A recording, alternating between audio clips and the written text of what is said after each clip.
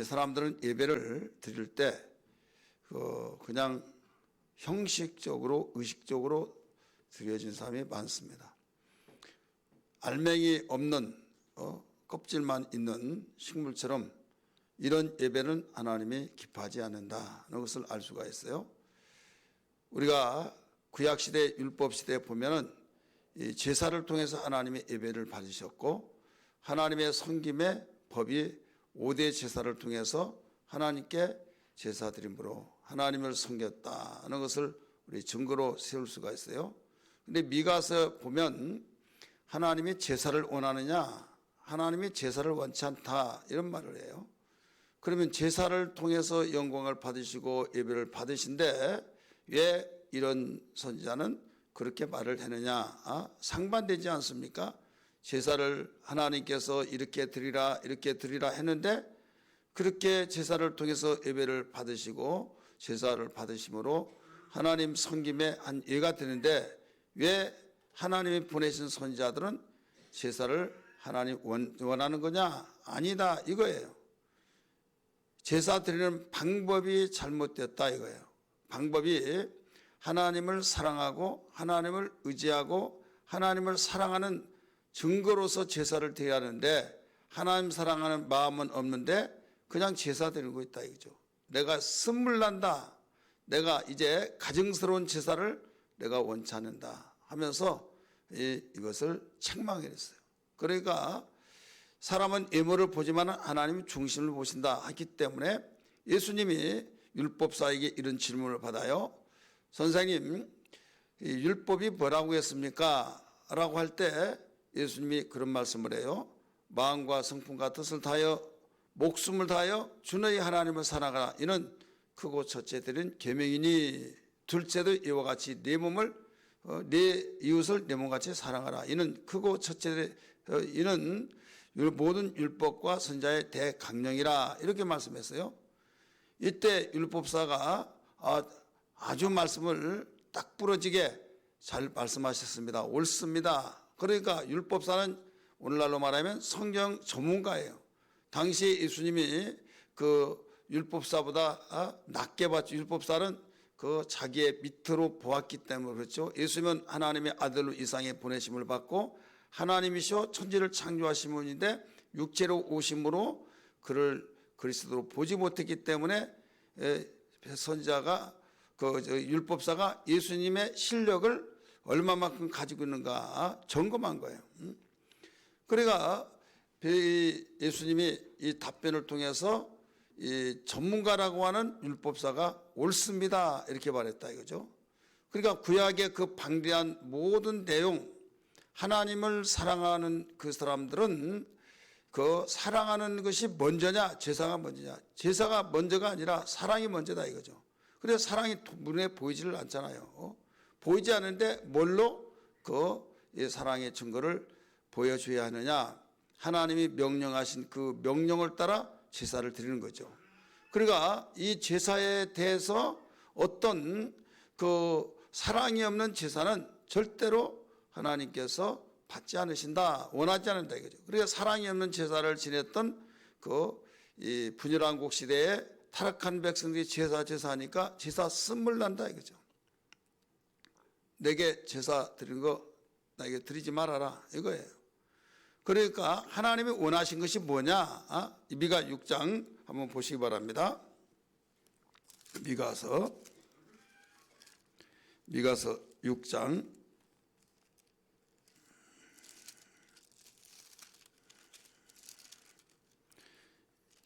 미가 6장 6절부터 봅니다.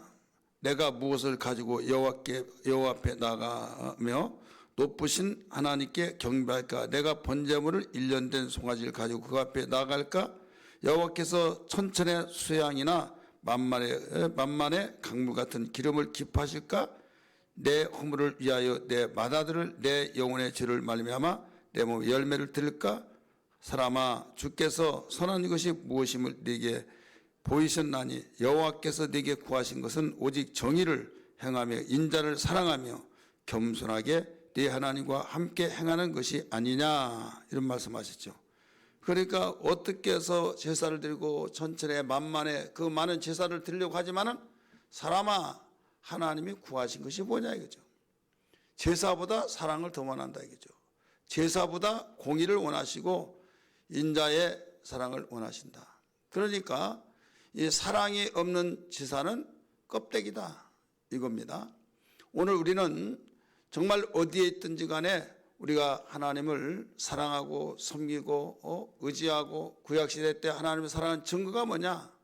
증거는 제사시대 때 제사 드리는 거예요. 하나님 받으시는 제사. 그렇다면 오늘날 이 시대에 하나님이 받으실 만한 사랑의 증거가 뭐냐? 예배예요. 예배인데 예배에 대해서 어떻게 드리냐? 예배에 대해서 예수님이 그 수가성 여인을 전도하고 설명을 했잖아요. 우리 조상들은 여기에서 드린다고 하고 당신네들은 예루살렘을 유대인으로 봤잖아요. 예루살렘에서 드린다고 하는데 이런 질문을 하니까 여기에서도 말고 예루살렘에서도 말고 하나님께 예배하는 것은 영과 진리로 예배하라 이런 말씀했잖아요. 영과 진리로 예배하여서 하나님이 찾으시는 받으시는 예배자가 되어야 된다. 하나님은 영이시니 하면서 가르쳐 주셨잖아요. 그러니까 우리는 모였을 때 사랑하는 마음으로 우리가 마음을 모아서 예배드리고 또 흩어져서는 우리가 흩어진 교회로서의 한 구성원으로서 또 거기에서 하나님과의 교제하면서 사랑 그 마음의 삶이 우리에게 예배가 되어야 된다 이거죠. 오늘 제목이 뭐예요? 예배 삶의 위력을 알아라 이거예요. 삶의 위력. 그래 예배의 삶이 없이는 변화가 없습니다. 삶이 없이는 예배에 대해서 어떤 우리에게 하나님의 온전한 그 예배의 삶이 아니다 이거죠. 자, 병사가 훈련을 받아요. 훈련을 받는 목적이 뭐예요? 모든 훈련의 과목에서 전체 1등을 했어요. 표창을 받았어요. 근데 전쟁터에서 저가나 죽일 수도 없었어요. 왜? 정작 훈련받아서 사격을 잘한다고 하는데 사격을 하는데 다른 사람은 그때 훈련 받을 때 그 야단 맞고 그랬던 자는 적을 살상시키고 이 아군을 구원해내고 그런데 그때 최고의 상을 받았던 사람은 전쟁에서 완전히 그 사람 때문에 모든 방어선이 뚫리고 왜? 너 훈련 받았을 때 표창 받았다며 참모총장에게 내가 우리는 너만 믿는다마 그런데 완전히 그 길이 뚫렸다 이거죠. 왜? 적이 오더라도 덜덜덜 떨리면서 살상을 못 시켜요. 적을 막아내지 못해요. 그러면 훈련받은 목적이 뭐냐 이거죠. 모여서 예배하고 모여서 결단하고 모여서 여러분 혼자 하면 힘이 약해요. 예를 들어서 이 장작의 불을 뗐을 때 쌓으면 쌓아진 만큼 비례해서 화력이 큽니다. 근데 이것을 계속 빼서 하나씩 따로 흩어 놓으면 그렇게 화력이 센 것이 다 분산되어서 꺼지기 일보 직전이에요. 꺼지려고 하면 또 모아놓으면 또 화력이 확 올라와요. 이게 뭐냐면 모이기를 힘쓰라고 하는 것은 그만큼 모였을 때 냉랭했던 사람도 모이면 뜨거운 불이 그에게 점화시켜서 무관심했던 사람이 관심을 가지고 또 헛들어진 생각을 헛된 생각했던 사람이 또 헛된 생각을 다 떨쳐버리고 왜? 옆에 주변에 보니까 열심히 기도하고 눈 하나 깜빡하지 않고 아멘 아멘 설교를 듣고 그런데 자기는 딴짓하니까 미안하고 욕심 있는 사람은 정신을 바짝 차리죠. 우리 개척할 무렵인데요. 박수치자 하더라도 박수치지 않고 동서로 기도하자고 동서로 기도도 하지 않고 그냥 구경만 했던 사람. 그래서 오살리 기도원을 데리고 갔어요. 오살리 기도원을 갔더니요. 거기서 똑같아요. 막 박수치고 동서로 막 기도하는데 그냥 구경만 하고 그리고 어느 시점에 되니까 막 기도하고 열심히 기도하더라고요. 그리고 방언이 터졌어요. 그래서 제가 물어봤어요. 아니 그렇게 구경하고 그러니 어떤 시점에서 그렇게 했냐고 그랬더니 옆에 사람이 막 기도하는데 그 많은 수천 명이 모인 가운데서 구경을 하면서 저렇게 믿으면 잘못됐고 저렇게 믿으면 미친 짓이지 왜 하나님이 귀가 먹어서 그렇게 기도하고 손을 들고 뭐 야단법석이냐 꼴 보기 싫게 막 그런데 그 많은 사람이 다 그렇게 열정으로 기도하는데 자기 혼자만 구경하고 있더라 이거죠. 그러면 저 사람들이 잘못된 거냐. 그러면서 내가 여기에 온 것은 이걸 보니까 나도 저런 사람 같이 기도해야겠다. 그런 동기부여가 된 거예요. 그러면서 부르짖고 기도하고 콧물 숨물 흘리면서 기도하다가 방언이 터진 거예요. 그래서 그 사람이 같이 모이지 않았더라면 그런 역사가 있었을까요? 없지요. 그래서 같이 모인다고 한 것은 서로의 모습을 볼 때 이 불을 점화시켜 나간다 이거죠. 임파테이션. 그래서 계속 거기에 생나무가 호를 탄 데는 거기에 들어가면 말라가면서 탑니다. 근데 흐트러진 그곳에 생나무 타면 탔던 불이 꺼져요. 그래서 모이기를 피하라고 피하는 자는 모이기를 권면해서 힘쓰라고 하는 그 이유는 그래서 그런 거예요. 그래서 주님은 인간의 속성을 알고 모이면 다 각각 생각이 있고 욕심이 있고 분위기를 가지고 그래서 이 미스터와 강장으로 모이라. 회개라고 하면 맹숭맹숭한데 같이 회개하고 그러니까 회개불이 거기에 번져나가서 한 마음으로 되어지듯이 오늘날 교회도 모여서 같이 기도하고 같이 찬송하고 같이 우리가 은혜 받는 일에 함께하면 맹숭맹숭한 사람도 여기에 같은 그 분위기 속에서 우리가 하나님이 받으신 예배자가 된다 이거죠. 그러면 우리가 따로따로 이렇게 모였을 때 비대면에서 지금 예배드리신 분이 많죠. 이 비대면에서 예배드리신 분은 그러면 하나님이 안 받으시냐? 받아요. 받는데 모여서는 분위기란 거 있어요. 그런데 이 10배 이상 힘들다 이렇게 생각을 해요. 10배 이상. 왜? 왜 10배 이상 힘드냐? 분위기 자체가 그 힘들게 되어 있어요. 누가 전화 왔다 또 누가 물어보면 대답해 줘야 하고 나 물 달라 뭐 해달라 그러면 그런 같은 식구 가운데서 똑같이 예배 시간이다 하면 모르는데 그 믿지 않는 혹은 또 예배 중요성을 여기지 않는 사람이 오히려 그 분위기를 흐트러 놓는다 이거죠. 그래서 드려보신 분들을 지금 알고 있지만은 그만큼 힘든 가운데 하나님은 그래서 훈련 받을 때는 너 혼자 받으면 힘들다 이거죠. 여러분 학교 다닐 때 독학하면 되지 왜 비싼 수업료를 내고 왔다 갔다 하고 등교하고 하교하고 그래야만 됩니까? 혼자 하다 보면요 지치면 이제 나자빠진 겁니다. 왜 비싼 학원비를 내고 그 학원을 다니느냐? 처음에는 할 수 있을 것 같아요. 그런데 다니다 보면 어느 시점에 가서 포기가 된다 이거죠. 근데 학교는 계속 학원을 계속 다니다 보면 여기에서 칭찬을 받기도 하고 또 숙제 검사하고 뭐 검사하고 막 하면 그걸 이제 야단 맞지 않으려고 하다 보면 나중에는 거기에 실력이 올라가고 알게 되고 재미를 느끼고 이렇게 되어진다 이거죠. 그래서 공동체 모임이란 게 이렇게 중요한 거예요. 훈련을 왜 전투 현장에서 다 영장이 소집되고 영장을 발부받고 그거 가지고 모여서 훈련을 받습니까? 그냥 알아서 집에서 모든 것을 받고 전쟁 나면 오라 그것을 간헐적으로 소집을 해서 향토 예비군처럼 또 동원훈련처럼 그렇게 해가지고 전쟁이 났다 그러면 소집하면 될 거 아니에요. 근데 반드시 훈련소에 모여서 한 과정을 다 밟는다 이거죠. 그러면 온전한 것은 뭐냐?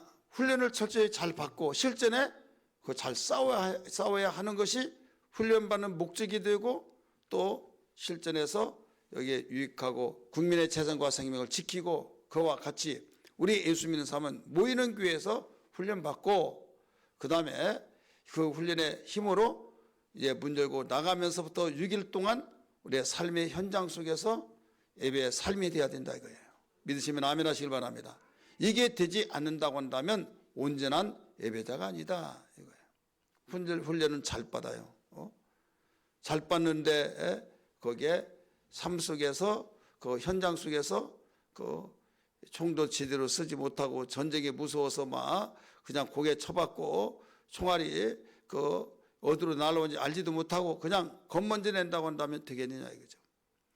왜 하나님 우리에게 고난을 주시고, 왜 하나님 우리에게 어려운 풍파를 주시고, 왜 하나님 우리에게 여러 가지 이모저모 원한치 아니한 일들이 생겨난가? 이것은 정확한 해답은 하나님 앞에 가서 물어보면 다 알아요. 그러나 성경에 나와 있는 이상은 고난이 나의 유익이라고 말했죠. 사람이 평안할 때는요, 잘 몰라요. 시험을 보기 전까지는 공부를 잘하는지 몰라요. 물론 설명 들을 때 헛눈 팔지 않고 선생님이 설명할 때 잘 들으면 공부 잘한 걸로 판단이 됩니다. 그러나 정확하게 공부를 잘한다 못한다, 이걸 테스트할 수 있는 유일한 길이 시험밖에 없어요. 그래서 시험을 보면 거기에서 드러난다 이거죠. 물론 공부를 열심히 잘하고 설명 잘 듣고 한 사람이 잘 보게 됐죠. 근데 시험을 보지 않으면 짐작으로 하면서 결국 알아볼 수가 없는 거죠. 자, 하나님께서 우리에게 자기 스스로의 신앙이 좋은지 나쁜지, 하나님이 받으실 만하고 하나님이 원하신 신앙인지, 이것을 하나님이 전제하시면 다 알지만은 우리 자신이 스스로 알아야 된다 이거죠. 내가 공부를 잘한다 못한다 한 것은 스스로 알기를 원하신 것이 뭐냐면, 나 공부 잘한다, 자신 있어. 그런데 시험 봤더니 전교에서 1등 할 줄 알았더니 완전히 끝에서 1등 했어요. 그러면 잘한 거예요? 자기 혼자는 잘하지만 시험을 봐보니까 아니잖아요. 하나님은 다 알아요. 전지하신 분이기 때문에.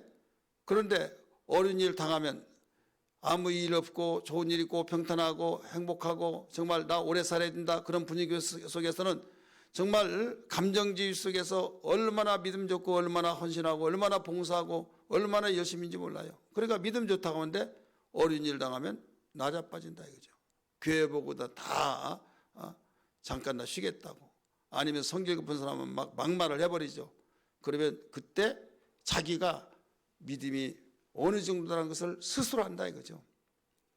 그래서 하나님은 이런 훈련을 시키는 거죠. 내가 누가 뭐라고 한든지 아무게 믿음, 온전한 믿음이 아니야, 그래 기분 나쁘잖아요. 근데 내가 스스로 온전한 믿음이 아니었다 라고 하는 것을 알 수 있기를 원한다 이거죠. 어떤 사람에게 이거 하라 이거 하더라도 안 해요. 나 다 한다고. 근데 자기가 스스로 인정이 될 때 움직여진다 이거죠. 여러분, 하나님은 이런 분이세요. 그래서 세상에 살면서 하나님이 큰 믿음이 있는 모든 사람들에게 그 과정이 시험이란 것이다 이거죠. 그 많은 환난, 그 많은 어려운 환경, 또 폭풍 같은 이런 것들이 밀려올 때 왜 하나님 나를 이렇게 버리셨습니까? 그게 아니라 하나님이 나와 함께 계시니 이번 이 어림도 이겨내게 도와주옵소서. 하나님은 나와 영원히 함께 하신다고 말씀하셨사오니 나와 함께인 걸 믿습니다 하면서 하늘의 소망을 가지고 주의 능력을 가지고 모든 걸 이겨낼 수 있는 그래서 하나님이 나와 함께 하신 경험을 통해서 하나님은 살아계신다, 나와 함께 하신다, 이런 확신을 갖게 된다 이거죠. 많은 사람이 하나님에 대해서 내 생각에 맞지 않으면 하나님이 어디 있냐고 할 정도로, 내 마음에 맞지 않는 것들이 이루어지면 내가 나름대로 열심히 섬기는데 왜 하나님 아들 안 도와주냐 이거예요. 헌금을 나름대로 했고 봉사도 했고 전도도 했는데 왜 되는 것이 없냐? 하나님이 계신다면 정말 그렇게 하실까? 내가 하나님께 따지겠다고. 여러분, 그런 사람이 있죠. 하나님 볼 때는 너 멀었다 이거 따진다고 자체가 나를 불신한다 이거죠. 사람은요, 어려움을 당할 때 친구도 그때 어떤 친구가 진실한 친구를 알아볼 수 있다, 이런 말이 있듯이 어려운 일을 당할 때 진짜 믿음이 어떤 사람이 믿음인가를 볼 수 있다 이거죠. 여러분, 아브라함이 그냥 큰 믿음이 아니에요. 아브라함의 큰 믿음의 조상이 절로 되는 것이 아니라 네 독자 이삭을 내게 바치라, 번지로 바치라고 그랬어요. 하나님 주실 때는 언제고 내가 기뻐하고 행복하니까 질투가 나십니까? 저는 할 수 없습니다. 할 수도 있어요. 그런데 자기 부인에게 이삭이라면 깜빡 낮아 빠지고 행복이 나에게 이제부터다 하면서 그랬던 그 부인에게 하나님이 바치라고 하니까 바치하겠다고 말하면 바치라고 하겠어요? 여자의 마음, 자기의 부인의 마음을 다 너무 잘 안대요. 아무 소리 하지 않고 혼자 종을 데리고 가자 하면서 번제로 드리기 위해서 나무를 올려놓고 느닷없이 둘이 올라가면서 모리아산에 올라가면서 이야기했던 아버지가 돌변해가지고 그를 묶고 그 장작 위에 올리고 칼을 빼서 목을 자르려고 하는 그 순간에 하나님은 그걸 아시거든요. 명령을 하지 않냐면 그냥 목이 달아갈 수밖에 없기 때문에 다급하게 아브라함아 아브라함아 내 칼을 멈춰라 하면서 그때부터 내가 너의 믿음을 봤다 이거예요. 내 독자를 나보다 더 사랑한 줄 아는 줄 알았는데 이제야 내가 나를 더 사랑했다는 걸 알았다. 그러면서 그때부터 복을 선포하신 거예요. 여러분 아브라함이 그냥 독자 그냥 아브라함이 믿음이 좋은 것이 아니다니까요. 이런 과정을 검증을 통해서 되어졌듯이 여러분 똑같은 아브라함 같은 독자를 바치라 그게 아니고 여러분에게 정말 제일 아낀 것 내가 제일 귀하다고 한 것을 하나님이 요구할 때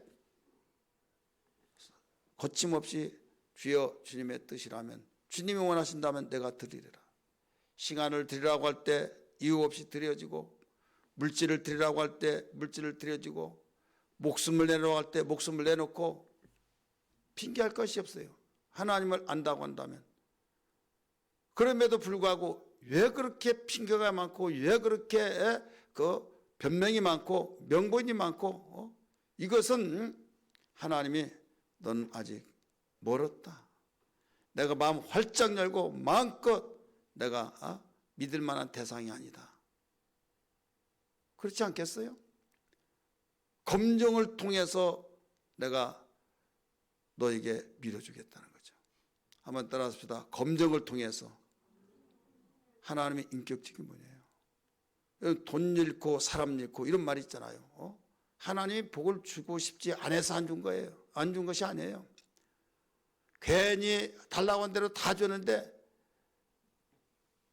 그 돈 때문에 세상으로 돌아가서 완전히 하나님 잊어버리고 그 돈 쓰는 재미 때문에 죄 짓고 그러면 무슨 낯으로 자기가 성공해서 하나님 왔습니다 하는데 실패해가지고 여러분 오겠어요?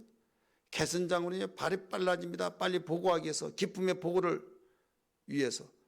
근데 패전한 장수는요 한 발자국이 떨어지지 않고 왕 앞에 서기가 얼마나 두렵겠어요. 그러니까 6일 동안 우리는 예배의 삶을 통해서 이기는 세상에서 이기는 사람이 주의를 잘 지키는 거예요. 믿으시길 바랍니다. 예, 발이 가볍거든요. 하나님 내가 6일 동안 살면서 이런 유혹 속에서 이겼습니다. 이런 힘든 가운데서도 하나님을 바라보며 이겼습니다. 하나님 내가 정말 전도 나가기 힘들었지만은 주여 구원대회를 통해서 우리 함께 기도하고 함께 정말 영혼을 위해서 전도하자고 하는데 정말 나가기 싫었지만은 목사님 말씀 순종하고 또 하나님이 원하시고 지상 명령이기 때문에 갔는데 내가 내 자신을 이겼다고 한 그것 때문에 너무나 기뻤습니다. 너무 기쁩니다. 그러니까 발끈이 가벼운 거예요, 여러분. 사람들이 참 바보스러운 것이에요. 왜 바보스럽냐? 공부를 잘하기를 원하는데 공부를 안 해요. 이게 바보잖아요. 얼마나 미련한지. 왜 돈을 많이 벌려고 하는데 게을러서 일하기 싫다고 안 해요. 이건 미련한 거 아니에요? 그래서 미련하면 망하는 겁니다. 여러분 5달란트, 2달란트, 1달란트 받은 그 종에게 나중에 결산을 하잖아요. 한 달란트 받은 종에게 뭐라고 그랬어요? 무익한 종이라고 그랬어요. 악하고 기른 종아 이렇게 말했어요. 자, 충성스럽고 게으르고 충성스러운 자는 어떻게든 주인이 계산한다고 하니까 열심히 장사를 해서 내가 이 원금보다 더 많이 남기리라 하면서 열심히 했다. 그런데 그 사람은 한 달란트 받은 사람은 원금 이게 원금까지 없어지면 장사라는 건 잘하고 싶지만은 망할 수도 있잖아요. 그러니까 땅속에 파묻어 버렸다 이거죠. 자기 나름대로는 굉장히 지혜스러운 것 같았죠. 주인은 굳은 줄 아는 분이기 때문에 고든 분이라는 거예요. 어떤 용서고 어떤 뭣도 절대 이해해 주지 않고 결과만을 내비치고 그런 분이기 때문에 만에 하나 내가 이 장사다가 망하면 나는 죽을 것 같아서 살기 위해서 땅속에 감춰뒀습니다. 저는 캐가지고 왔습니다. 이때 악하고 기른 종아, 우리 내일 아침에 들어볼 내용입니다. 악하고 기른 종아, 악하다는 거예요. 기른 자를. 충성스럽지 않은 자는 악하고 기른 종아, 무익한 종아 똑같은 말이에요. 그러면서 바깥 어두운데 내쫓아버리라. 이를 갈며 슬프리라. 이런 말을 하잖아요. 그러니까 사랑을 받기를 원하는데 충성스럽지 아니하고 게으르다 이거예요. 사랑받는 짓을 하고 사랑받을 수 있는 짓을 하지 아니하고 생각지 않고 게으르면서 사랑받으려고 한 사람이 여러분 영리한 사람이 아니잖아요. 이쁨도 지게서 미움도 지게서 난다고 그랬잖아요. 오늘 우리는 성경은 모두 이것을 가르쳐 줬어요. 여기서 내가 훈련을 제대로 받으면 그걸 배웠던 것을 적용시켜서 나의 삶 속에서 사용하는 거죠. 하루라고 모인 것이 24시간 하루 온종일 모인 것도 아니에요. 오면서 가면서 개개마다 다르지만은 두세 시간이에요. 그럼에도 불구하고 두세 시간 모이고 오후에 모이자고 하면 또 모이지도 않아요. 이 코로나가 얼마나 왕인지 배가 고팠습니다. 한 끼 안 먹으면 완전히 바싹 발라서 영양실조 걸려가지고 완전히 죽어버릴 것 같아서 그런지는 모르겠지만은 물론 우리 교인들은 안 그래요. 저쪽 교인들은 어떤 그러더라 이거죠. 그래서 예배도 안 드려요. 그러면서 이것이 한 번, 두 번 하다 보니까 이제는 오후에는 아예 안 드리려고 생각하고 안 드리는 것이라고 생각한다 이거죠. 여러분 좋은 일은 습관을 빨리 길러내는데 안 좋은 것만 어디서 배우고 어디서 안 좋은 것은 머리가 팍팍 돌아가고 안 좋은 것은 그렇게 머리가 깨어지는데 좋은 일은 왜 이렇게 둔하지? 이게 복받지 못할 사람들이다 이거죠. 순진하지 못하고 교만하고 아주 사악하고 왜 사악합니까? 내 생각은 사악한 거예요. 주인의 말에 의해서 그 움직이지 않는데 주인 머리보다 먼저 앞에 가려고 하는 거 이건 사악한 거죠. 내 생각이 더 좋다고 내 유익하다고 하니까. 고넬료는 여러분 이방의 대제국 로마 제국의 유대만 침략한 것이라 그 근동은 모두 점령하다 보니까 영토는 넓어지죠. 족속은 많죠. 여차하면 그들이 반란을 일으켜서 제국에 혼란이 오지요. 그럴까 봐 파견을 시킨 로마 군인들이 있었어요. 그 가운데 한 사람이 오늘 본문에 나오는 이탈리아 데라 백부장이라고 했잖아요. 100명의 부하를 거느리고 그 할당받은 그 지역을 지키는 백부장이에요.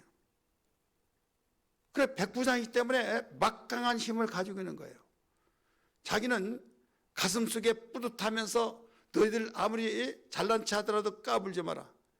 내 말에서 너희는 모든 죽기도 하고 살기도 한다.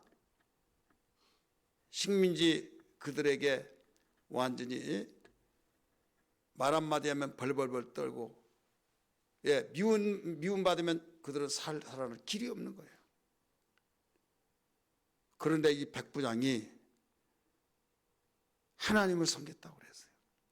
하나님을 섬기고 하나님을 경외하고 또 뭐라고 했습니까? 거기에서 기도하고 구제하고, 그래서 천사가 나타나가지고 뭐라고 합니까? 고넬료야, 네가 섬기는 하나님이 네가 백성을 구제하고 시간을 정해서 기도한 것을 보았다. 들으신 바 되었다. 너는 요바에 있는 베드로라는 시몬을 집에 가서 그를 초청하여라 하면서 하늘의 천사가 이야기합니다. 자, 그가 세 가지를 냈어요. 하나님을 경외하고 백성을 구제하고 그 다음에 하나님께 기도하고, 세 가지. 이게 예배예요. 그렇게 생활을 했다 이거죠. 이방의 군대 장관이에요. 백부장이에요. 그러면 그들은 313년에 콘스탄틴 황제에서 기독교가 국교가 됐지만 그 이전이니까 지금 로마 제국이 섬기는 신이 있어요. 신이 달마다 신이 달라요. 그래서 12신들을 섬기고 그게 주신이에요. 잡다한 신들이 얼마나 많은지 몰라요.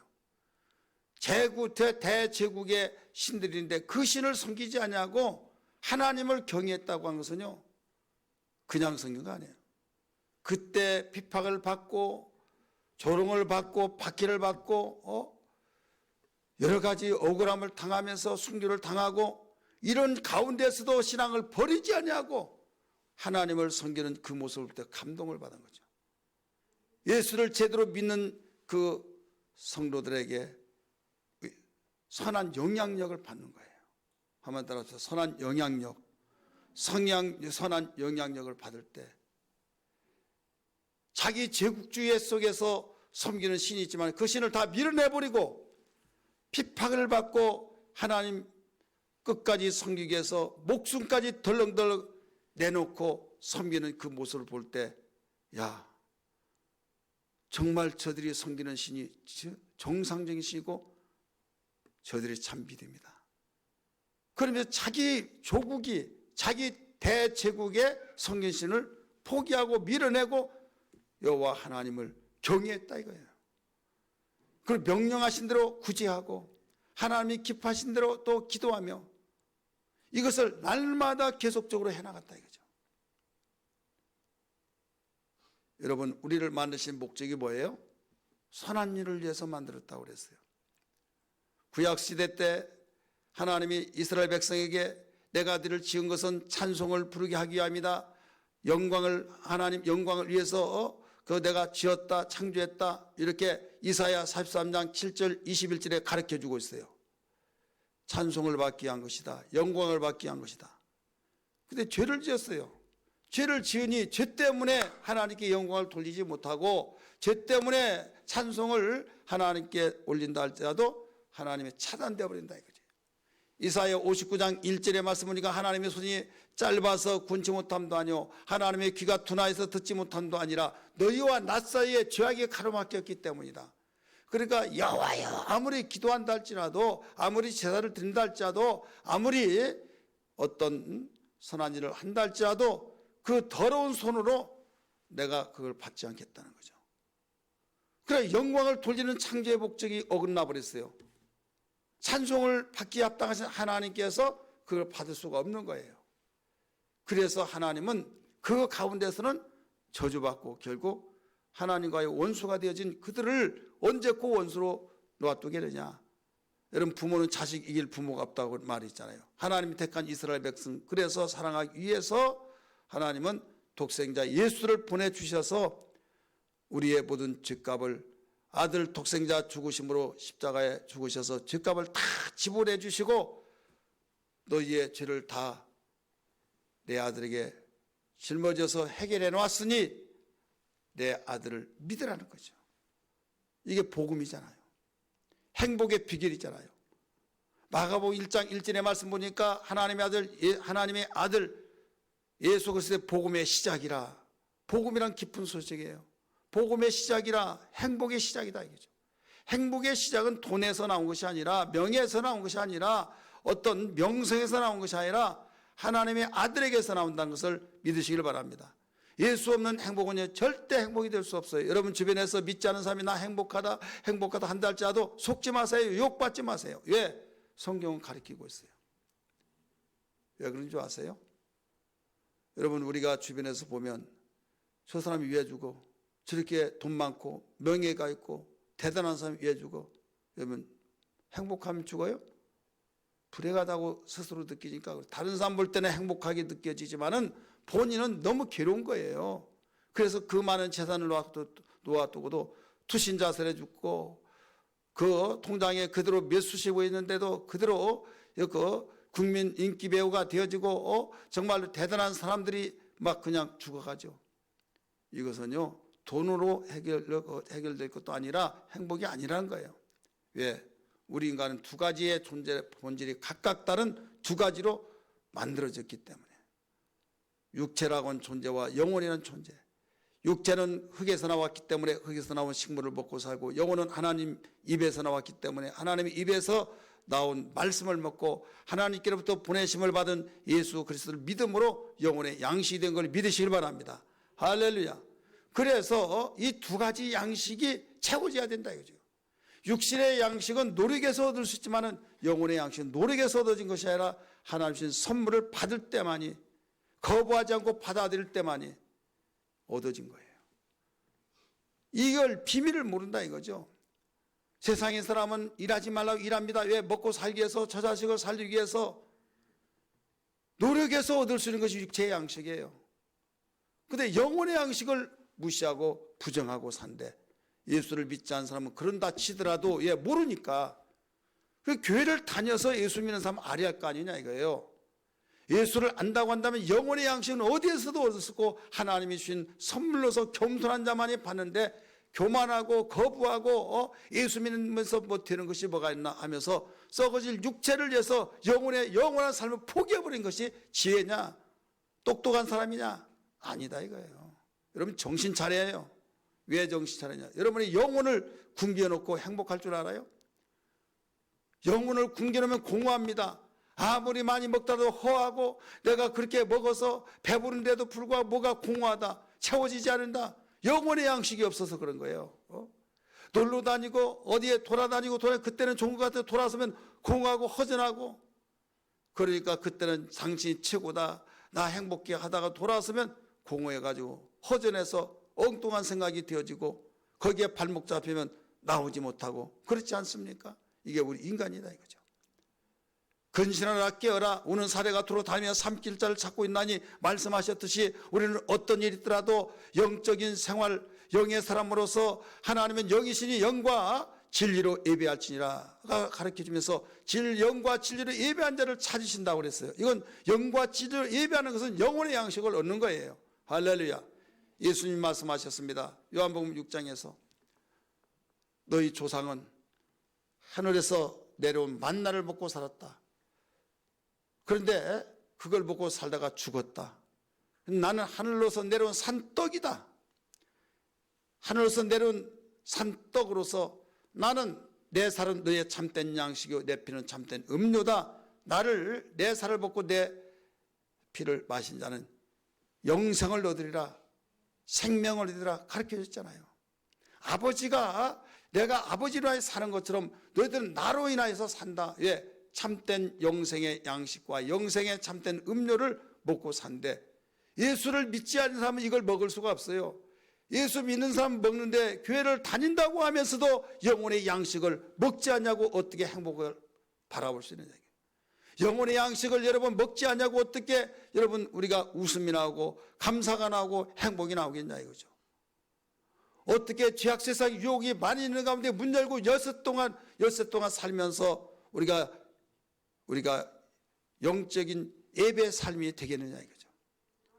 여기서 배우고 여기서 공급해준 양식을 가지고 여러분 안식일 때는 이틀 양식을 주어라, 만나를 주어라 그랬잖아요.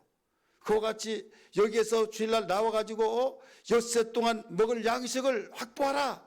그런데 나오지도 않아요. 어디서 확보할 것입니까? 그러니 예배 삶이 완전히 엉망진창이 된 거죠. 고넬료는 이방임에도 불구하고 여기에서 예배 삶의 능력자입니다. 예배 삶을 살았습니다. 이렇게 구약에서 우리를 만드신 것을 찬송을 받기 위해서 영광을 받기 위해서 만들었다고 하시는데 십자가 못 박혀 죽으신 예수를 통해서 거듭나서 새롭게 우리가 피조물이 되어진 자, 이 사람을 영적으로 새로 지음받았다고 하죠. 어머니 태속에서 한번 나온 것을 우리의 육체입니다. 우리는 말씀, 물과 성령으로 거듭난 것을 우리 새로운 피조물 영적으로 태어난 것입니다. 그래서 고린도후서 5장 17절에 말씀하시기를 뭐라고 했습니까? 그런즉 누구든지 그리스도 예수 안에 있는 자는 새로운 피조물이라 라고 말씀했어요. 새로운 피조물. 그래서 새로운 피조물이니까 이제 우리를 만드셨다 이거예요. 만드는데 목적이 있다 이거죠. 목적이. 그게 뭐냐? 선한 일을 위해서 만들었다고 그랬어요. 우리 성경 볼까요? 에베소 2장 10절. 에베소 2장 10절.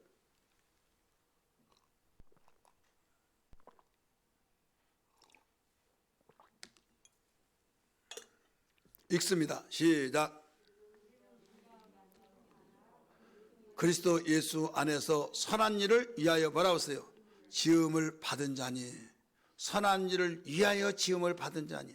선한 일. 사람들이 보는 선한 일이 아니야. 하나님이 보실 때 선한 일이에요. 예배한 일은 선한 일입니다. 할렐루야. 하나님이 그 예배를 받으신 고넬료가 하나님을 경외하는 일 선한 일입니다. 믿으시면 아멘 하십시다. 하나님이 돕기를 구제하는 것을 얼마나 원하십니까? 그래서 농사 지는데 6년 동안 짓고 7년째는 농사를 짓지 말아라. 나그네들이 거기에서 고아와 가부들이 기경에서 거기서 농사를 지어서 먹게 하라. 또 이삭도 짓지 말아라. 이것은 나그네들이 그걸 주어서 먹고 살게 하라. 감나무 다 감을 따지 말아라. 새들도 그거 먹어야 하지 않겠느냐 하면서 각별하게 신경 쓰면서 성경 뭐라고 했습니까? 예수님도 고아와 가부를 내가 버리지 않는다 가르쳐 줬잖아요. 그래 구제하는 것이 그만큼 선한 일이다 이거죠. 기도하는 거 하나님과 대화하죠. 대화를 하다 보면 영향력을 받아요. 믿으시길 바랍니다. 제가 목회하면서요, 그 사람의 심성이 참 착해요. 착한데 완전히 세상적인 말을 하고 또 부정적이고 막 그 사람하고 그 사람에 대해서 너무 마음에 안 맞다고 하면서 경계했던 사람이 어느 날부터 가까워져요. 그래서 제가 하나님은 가까운 하나님을 더 가까이 하는데 내가 염려스럽다고 했더니 목사님 저를 그렇게 못 믿습니까? 너무 섭섭합니다. 인간은 누구의 말을 누구를 자주 만나고 누구의 말을 잘 많이 듣느냐에 따라 영향을 받게 돼 있다고 그랬더니 아니라는 거예요. 그래서 그 사람에게 쏙 넘어가가지고 그 사람에게 시험 들어서 완전히 마귀왕이 됐어요. 마귀의 사자가 됐어요. 여러분 나도 마찬가지, 여러분도 마찬가지고 하나님과 멀어지면요 세상과 가까워질 수밖에 없어요. 둘 중에 하나예요. 하나님과 가까워진 사람은 세상을 완전히 2차적인 거죠. 우리가 이 세상 가운데 있기 때문에 사는 것이지 세상이 나의 1순위 목적이 아니에요. 하나님을 사랑하기 때문에 요한복음 14장 15절에 너희가 나를 사랑하면 내 계명을 지키느니라 말하고 있잖아요. 그래 주님을 사랑하기 때문에 주님의 말씀을 듣고 그 말씀을 아멘하고 잘못되었고 내가 지키지 못했을 때 순종하지 못한 주의해서 회개하는 심정으로 고백하죠. 그래 기도라고 한 것은 대부분 뭐 주세요 거기에 초점을 많이 맞추는데 영혼의 호흡이요. 당연히 우리 영적이 살려면 기도해야 해요. 또 우리는 같이 살면서 말하지 않고 살면 냉전이죠. 결국은 참다 내가 결혼 잘못했나 보다. 그걸 노력하고 대화를 통해서 풀어나가려고 하지 않고 끝까지 고집 속에서 대화를 하지 않으려고 하면 나중에는 가정은 파토납니다. 여러분, 이건 너무나 잘 알잖아요. 그러면 대화라는 건 이게 중요한데, 기도라는 것은 내 영혼이 하나님과의 대화예요. 대화기 때문에 친밀감이 있어요. 대화하다 보면 내가 잘못했구나, 그걸 느끼면 주님, 내가 이런 마음을 가지고 있습니다. 내가 다른 사람은 다 속일 수 있지만 주님 앞에 어떻게 속일 수 있습니까? 나를 용서해 주옵소서 회개하고, 또 내가 잘못됐다고 다른 사람한테 핀찬을 들었는데 주님이 잘했다고 그거 인정해 줄 때는 얼마나 고맙고 감사하고 힘이 생긴다고 하지 않겠습니까? 그래서 기도를 통해서 하나님과 대화하기 때문에 하나님의 영향을 받는다 이 말이에요. 믿으시길 바랍니다. 고넬료는 자기가 섬기는 대제국의 신들의 그 영향을 받지 아니하고 바로 유대인들이 섬기는 신 예수 그리스도를 믿고 복음을 증거해서 핍박을 받고 고난을 받았다 할지라도 그들을 비판하고 그들 참 미련하다, 왜 저러면서 예수를 믿느냐라고 핀찬하지 아니하고 오히려 선한 영향력을 받아서 그가 하나님을 경외하고 구제하고 또 하나님께 항상 기도를 했다 이 말이에요. 그러니까 이는 예배의 삶이 있는 거예요, 없는 거예요? 있는 거죠. 오늘 제목이 뭡니까? 예배의 삶의 중요성을 알라 이거죠. 예배의 삶의 그 중요성.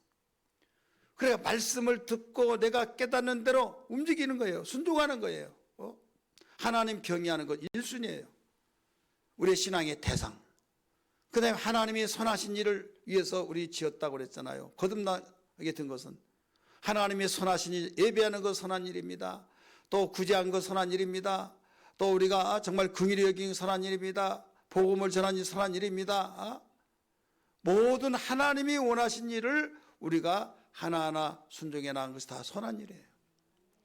그 다음에 이제 그 선한 일을 향해서 더 선한 일을 하고 더 하나님과 친밀감을 가지기 위해서 기도하는 거죠. 기도는 하나님의 대화니까. 대화를 자주 하는 가정은요, 건강한 가정이라는 걸 믿기 바랍니다. 가정의 구성원들과 대화, 부모와 자녀, 자녀와 부모, 또 부부 사이에 또 대화하고, 이건 건강한 가정이지만은요, 대화를 하지 않은 가정은요, 처음에는 그런가 보다, 태생인가 보다, 타고난 태생, 그 성격인가 보다, 여러분 성격도 잘못되면 고치야지, 내 타고난 태생이 뭐 별 수 없다. 내가 어릴 때부터 그런데 왜 나를 바꾸려고 하냐. 그렇게 하지 않고 여러분, 인간은 로봇가 아니에요. 잘못된 건 고치고 잘한 건 더 잘해 나가려고 하듯이. 그래서 대화라는 것 중요성을 알고 대화해 나가는 거예요. 그래 아무것도 아닌 걸로 오해하고 대화가 없으면 그렇지 않습니까? 우리가 기도를 하면 아무것도 아닌데도 불구하고 기도하지 않다 보면 왜 하나님이 이렇쿵 저렇쿵 하나님과의 말씀을 듣고 하나님이 나에게 이렇게 원하신다, 그걸 깨닫고 그 말씀을 따라서 우리가 기도하잖아요. 그러니까 예배가 없다고 한다면 하나님의 음성을 들을 수가 없어요. 성경을 읽지 않으면 하나님의 음성을 들을 수가 없어요. 성경을 공부하지 않고는 들을 수가 없어요. 예배 시간에도 여러분 몸은 여기 왔을지라도 설교를 듣지 않냐고 내 생각만 딴 생각만 한다면 하나님 말씀을 들을 수 없어요. 기도를 제대로 하지 못하고 미신적인 이방인들이 기도하는 그 기도뿐이 되지 않습니다. 왜? 대화를 하려면 나 혼자 하는 건 상대적이잖아요. 상대가 무슨 말을 했느냐에 따라서 거기에 답변을 하고, 답변이 끝나고 난 뒤에 또 서로 주거니 받거니 하면서 내가 또 하고 싶은 말을 이야기하고, 이게 대화잖아요. 그런데 대화를 하지 않고 그냥 통보하고 일어나 가버린다 이거죠. 오늘날 이게 오늘 한국교회 기독교인들이에요. 대화한다고 하는 사람이 통보하고 가는 것이 여러분 상대방을 멸시한 것과 똑같고, 상대방을 무시한 것과 똑같고, 이 사람하고 내가 대화를 할 이유가 뭐가 있냐 이거죠. 여러분, 우리는 하나님 알아야 될 줄 믿습니다. 그래서 너희는 여호와를 알라, 여호와를 힘써 알라, 호세아 6장 3절 이하에 가르쳐주고 있잖아요. 알되 그냥 알지 말고 힘써 알아라, 이거 힘써 알아라. 공부도 그냥 하지 말고 열심히 하라, 이렇게 말을 했듯이 힘써 알아라. 힘쓴다는 건 여러분 노력이 들어가는 거예요. 땀이 들어간 거예요. 애쓰는 것이 들어가요.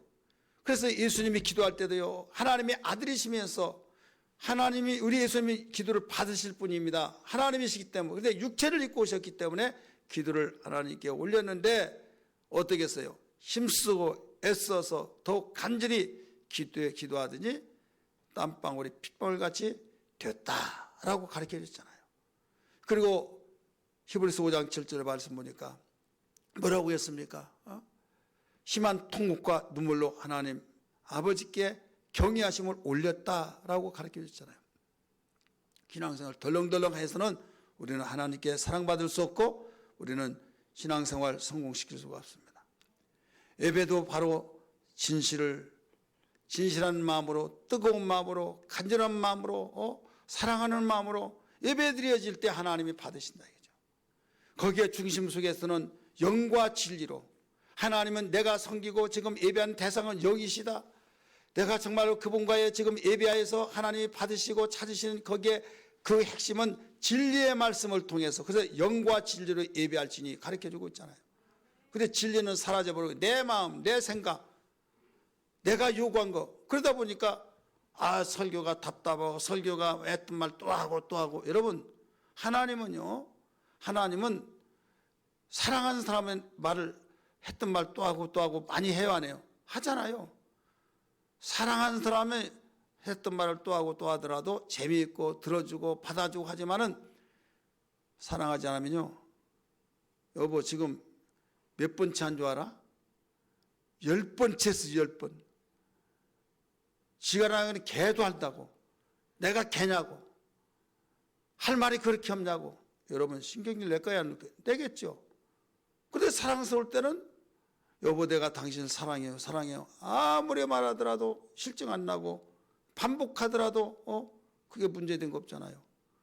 근데 어느 날부터 완전히 그것이 실증나고 그들이 귀찮아지면 누가 잘못한 거냐 이거죠.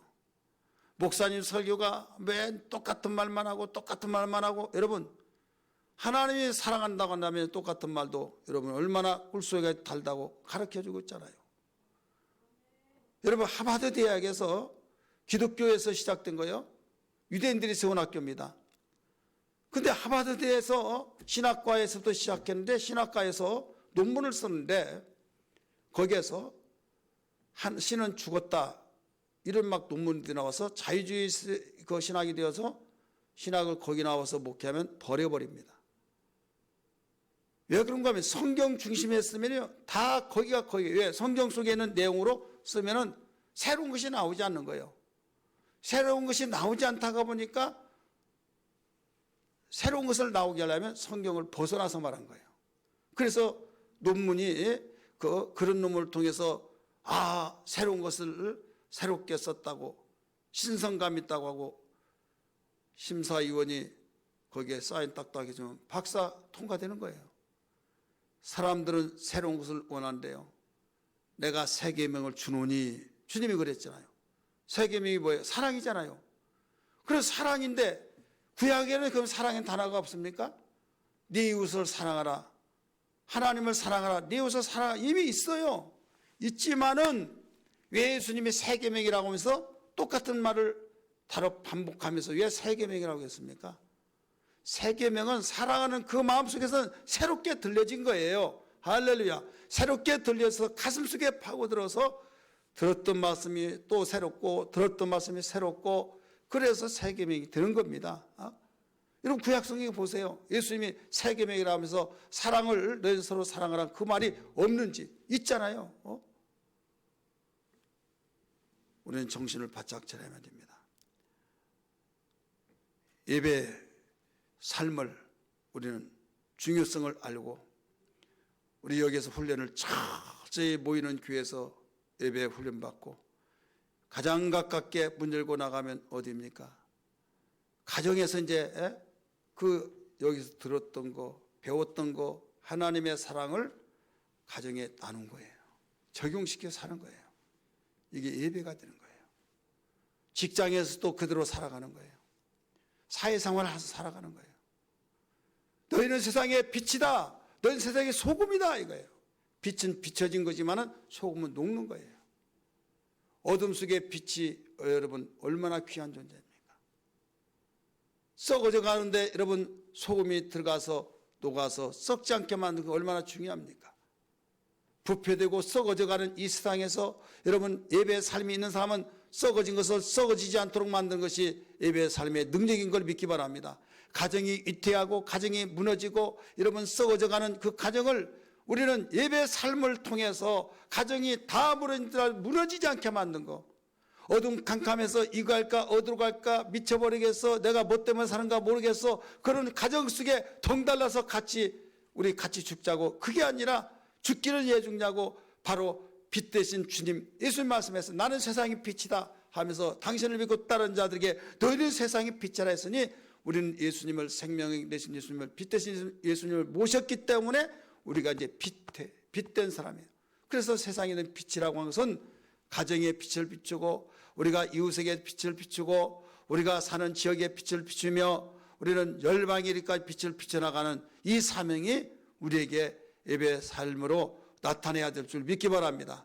그래서 예배 성공시키는 그 사람은 이것이 나에게 생명이 되기 때문에, 내가 먹으면 영양직이 막 공급되잖아요. 내 육체 모두 영양이 다 공급돼 그 힘으로 일을 한 것처럼, 예배 성공된 사람이 가정에서 일을 하고, 또 나에게 직장에서도 하고, 내가 모임 속에서도 정말로 빛과 소금이 나타나면서 선한 영향력을 그들에게 끼쳐줄 수 있는, 알아주든 몰라주든 하나님이 인정하시고 하나님이 바로 인정하신 그 말씀의 확신을 가지고, 현재는 야 그만 분위기 깬다 하더라도 여러분 지혜스럽게 모든 것을 직간접적으로 말을 하고, 나중에는 언젠가 완 뒤집어질 때가 있어요.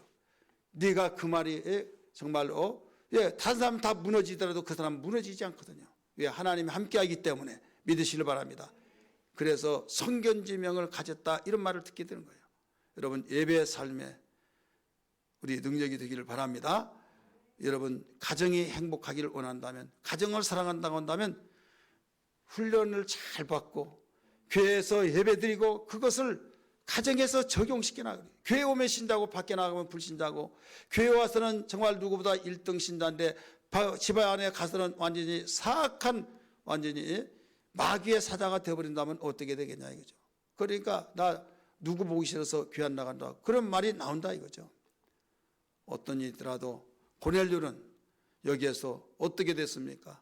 하나님이 들으신 바 되어서 욥바에 있는 베드로라는 시몬을 청하여라, 그래서 초청했어요. 초청했더니 모든 내용을 다 이야기하고 난 뒤에 말씀을 전할 때 성령이 내려오셨다고 그랬어요. 10장 41절 이하의 말씀 보니까 따라합시다. 말씀을 들을 때 성령이 내려오셨다. 우리 10장 보세요. 41절의 말씀 같이, 44절 같이 읽습니다. 시작. 베드로가 이 말을 할 때 성령이 말씀을 듣는 모든 사람에게 내려오시니, 여기 모든 사람은 누굽니까? 고넬료 가정만이 아니라 일가 친척 친구들을 다 데리고 왔잖아요. 일가 친척 친구들. 24절 보세요. 10장 24절. 이튿날 가이사라에 들어가니 고넬료가 그의 친척과 가까운 친구들을 모아 기다리더니, 그러니까 거기에 모인 모든 사람들이, 베드로의 말을 듣는 모든 사람들에게 성령이 내려오셨다고 그랬어요. 그 다음에 성령이 내려오셨고요. 그래서 성령을 받았고, 그 다음에 방언을 말했다고 그랬어요. 그 다음에 침례를 받았어요. 이게 예배 삶의 결과입니다. 따라합시다. 예배 삶의 결과다. 우리 성경 봅니다. 45절 말씀. 베드로와 함께 온 할례받은 신자들이 이방인들에게도 성령 부어주심으로 말미암아 놀라니 이는 방언을 말하며, 방언을 말했죠. 그 다음에 47절 보세요. 이에 베드로가 이르되 이 사람들이 우리와 같이 성령을 받았으니 누가 능히 물로 침례 베품을 금하리요 하면서 침례를 베풀었다고 48절에 가르쳐주고 있습니다. 사랑하는 성도들이요, 침례는 주님과 연합됐다는 뜻이에요. 함께한다는 거예요. 예배 살면 이와 같이 능력입니다. 망할래 망하지 않습니다.